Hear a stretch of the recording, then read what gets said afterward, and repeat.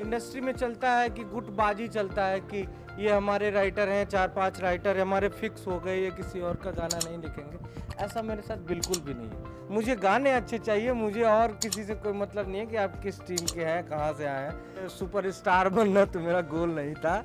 मेरा बस छोटा सा गोल था कि एक गाना बज जाता और मैं भी किसी काम का हो जाता। देखिए, भोजपुरी में जो गायकी की बात किया जाए तो हमारे आदर्श, हमारे बड़े भाई पवन भैया। एक्टिंग की आदर्श की बात की जाए तो बड़े भाई दिनेश लाल यादव जी। आप लोगों को नवरात्रि की बहुत बहुत शुभकामनाएं।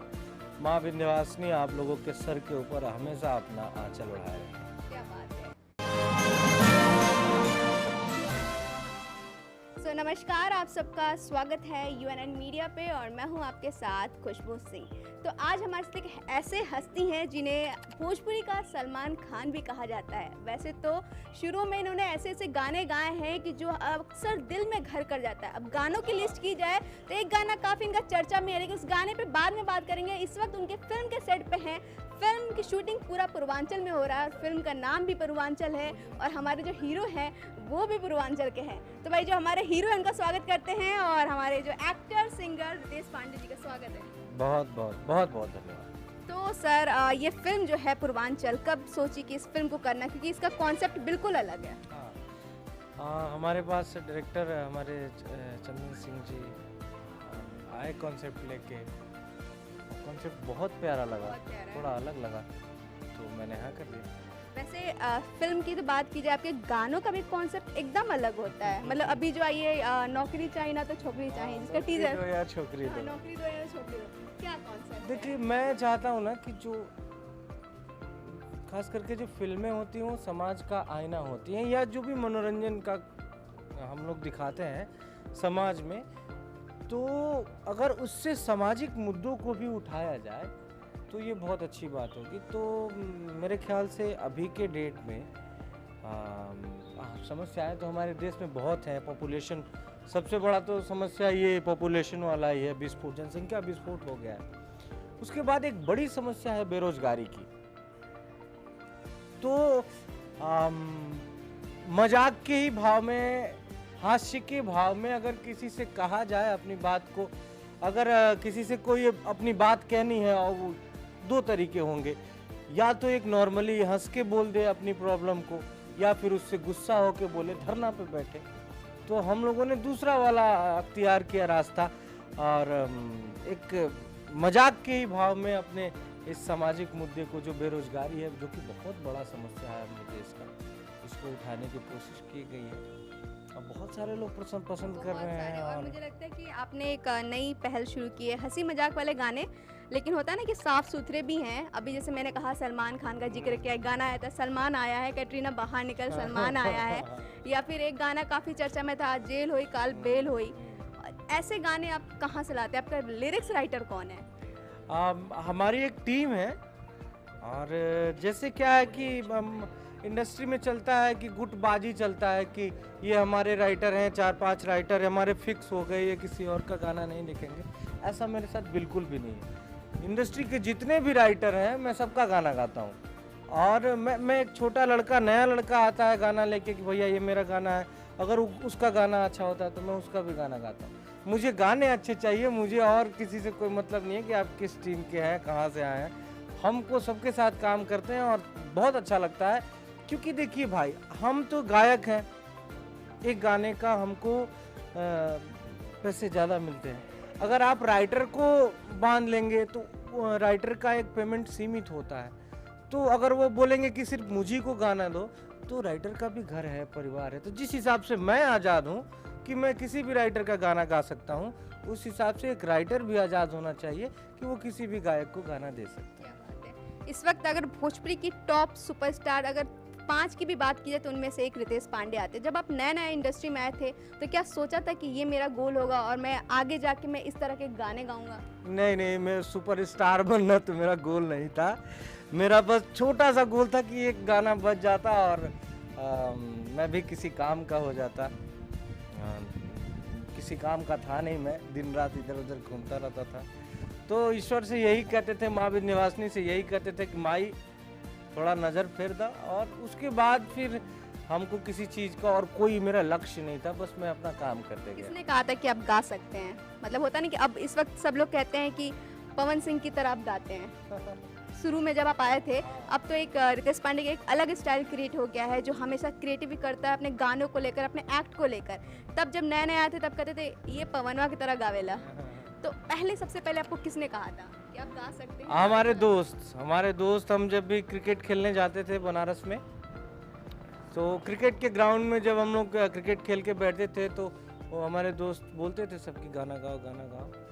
और तो जब मैं गाता था तो बहुत सारे दोस्त ऐसे थे जो बोलते थे कि क्यों नहीं इसी को करियर बनाते हो।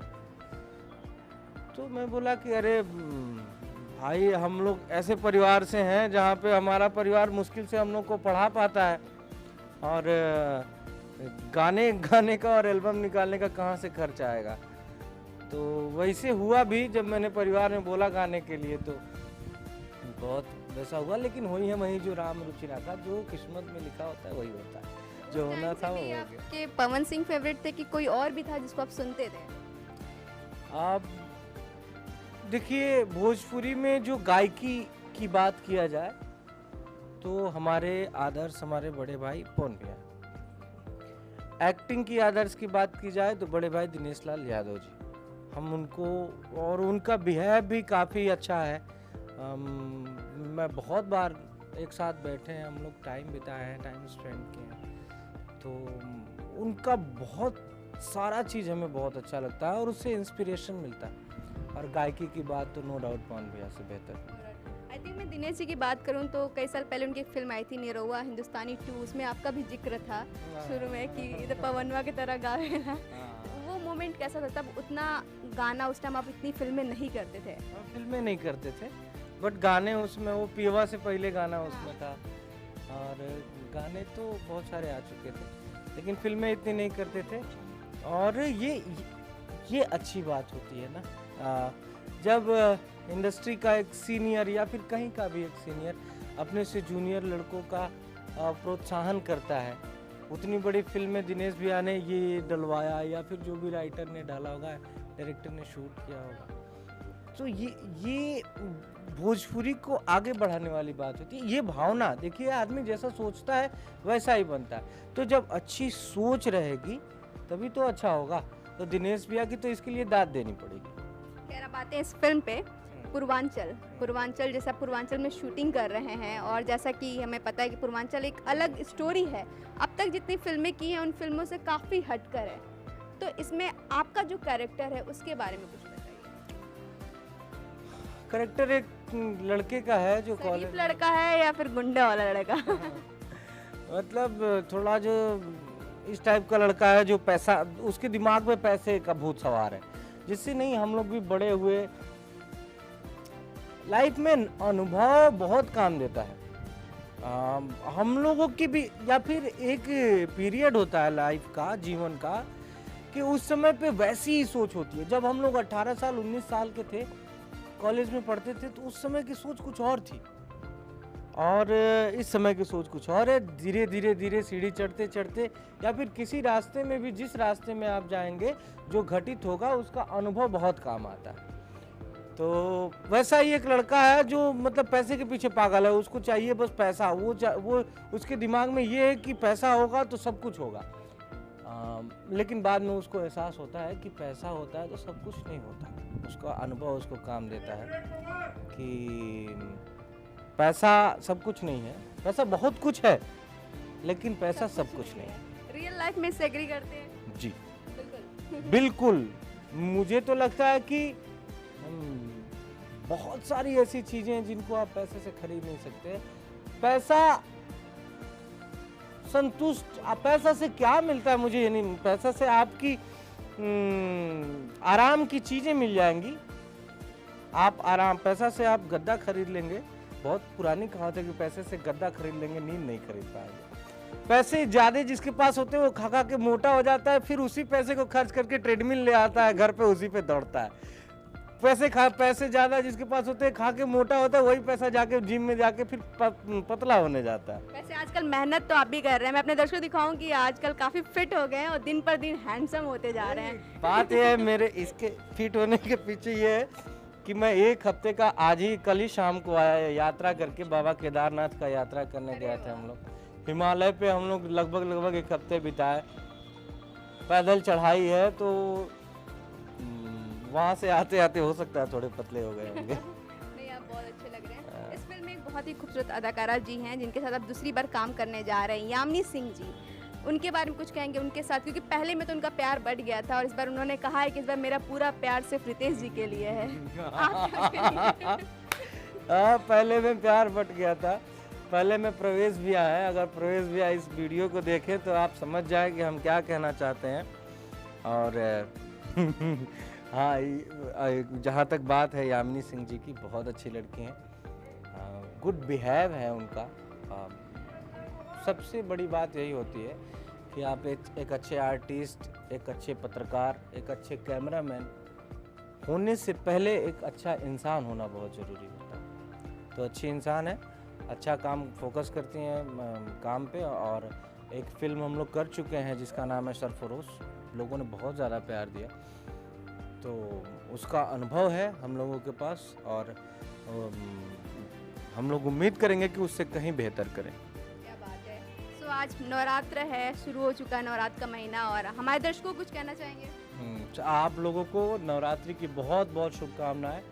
माँ विंध्यवासिनी आप लोगों के सर के ऊपर हमेशा अपना आंचल ओढ़ाए रखें। क्या बात है। सो ये थे हमारे साथ सिंगर एक्टर रितेश पांडे जी, और इस वक्त मैं बताई थी आपको लोकेशन दिखा चुकी हूँ कि यहाँ पे पूर्वांचल फिल्म की शूटिंग शुरू हो चुकी है। और इससे जुड़े सारे अपडेट्स के लिए UNN मीडिया पे बने रहिए और देखते रहिए। नमस्कार।